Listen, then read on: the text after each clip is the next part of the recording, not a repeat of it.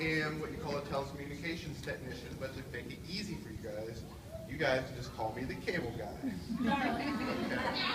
By a show of hands, how many people watch cartoons at their house on their TVs? Guess who's responsible for those cartoons getting to your house?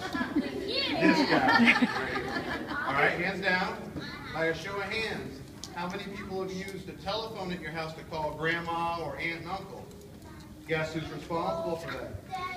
This guy. All right. How many of you guys use your parents' computer or tablet or phone and download games and play games on their phone? Guess where those games come from? The internet. You guess who brings them there? This guy. So, you guys use Cox Communications and some other service providers quite often behind the scenes and you don't even know it. So, what I brought here is a few things. I'm going to explain how that cartoon gets to your television. Okay? Basically, the people who make the cartoons send that signal all the way up in outer space. And then they send it down from the satellites down to a place over locally here in Virginia Beach, which we call our head end.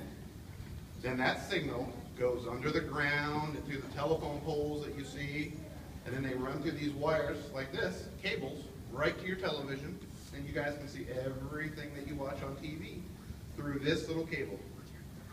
Inside that cable, see that little copper wire?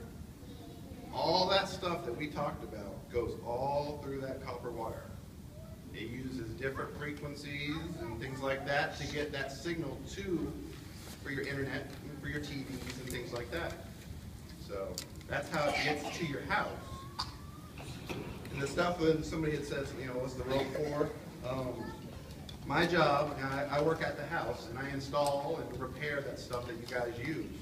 So if something goes wrong and we have to replace a line or something like that, this rope will basically help tie me up on the pole, and I clip it on over here, usually. And that'll go around the pole and that'll keep me nice and tight on my ladder so that I don't fall to the ground and get hurt. And that's also why I wear something like this, a hard hat. But of course, if I fall from 30 feet, this is going to be wearing me for protection. I'm not going to do much. He climbs up those big, huge big telephone 30 feet up in the air. So, and then we wear, steel toe boots. So all that stuff that we use. Who wants to step on my toe? There, come over here.